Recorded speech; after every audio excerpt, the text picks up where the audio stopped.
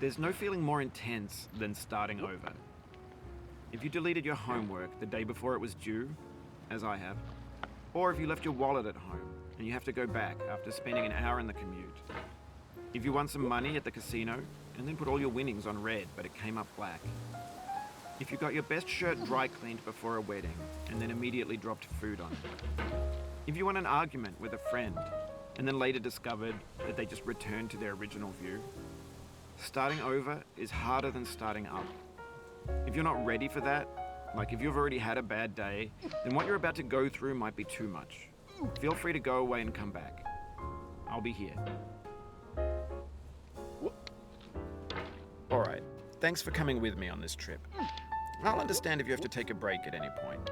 Just find a safe place to stop and quit the game. Don't worry, I'll save your progress, always, even your mistakes. This game is a homage to a free game that came out in 2002 titled Sexy Hiking.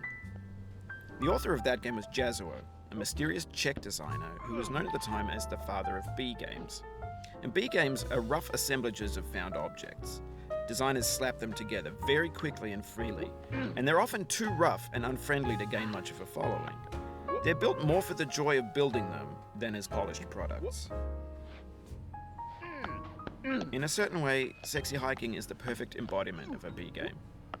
It's built almost entirely out of found and recycled parts, and it's one of the most unusual and unfriendly games of its time.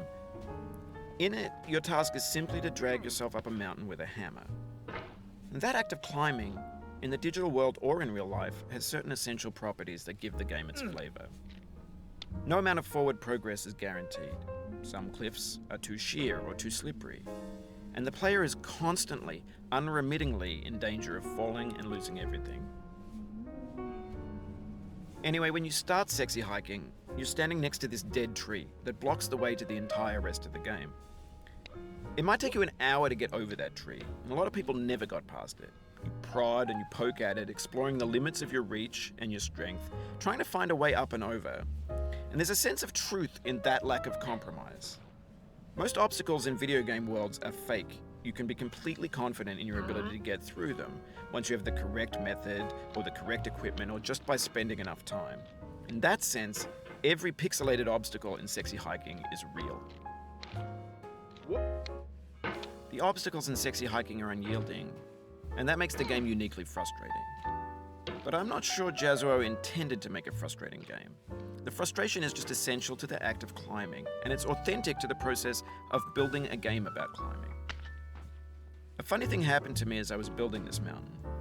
I'd have an idea for a new obstacle, and I'd build it, test it, and it would usually turn out to be unreasonably hard.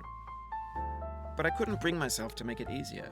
It already felt like my inability to get past the new obstacle was my fault as a player rather than as a builder. Imaginary mountains build themselves from our efforts to climb them, and it's our repeated attempts to reach the summit that turns those mountains into something real.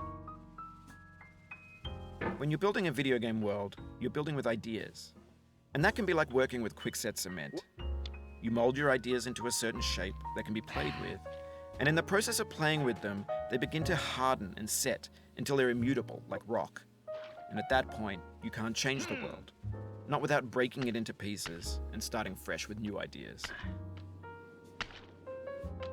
For years now, people have been predicting that games would soon be made out of prefabricated objects, bought in a store and assembled into a world. And for the most part, that hasn't happened, because the objects in the stores are trash. I don't mean they look bad or that they're badly made, although a lot of them are.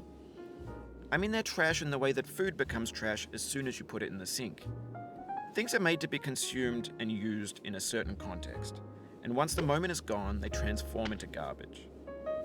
In the context of technology, those moments pass by in seconds. Over time, we've poured more and more refuse into this vast digital landfill that we call the internet. It now vastly outnumbers and outweighs the things that are fresh and untainted and unused. When everything around us is cultural trash, trash becomes the new medium, the lingua franca of the digital age. And you can build culture out of trash. But only trash culture. B games, B movies, B music, B philosophy. Maybe this is what digital culture is.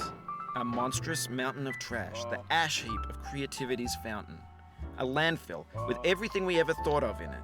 Grand, infinite, and unsorted. There's 3D models of breakfast, Gen X's fanfic novels, scan magazines, green screen Shia LaBeouf, banned snuff scenes on LiveLeak.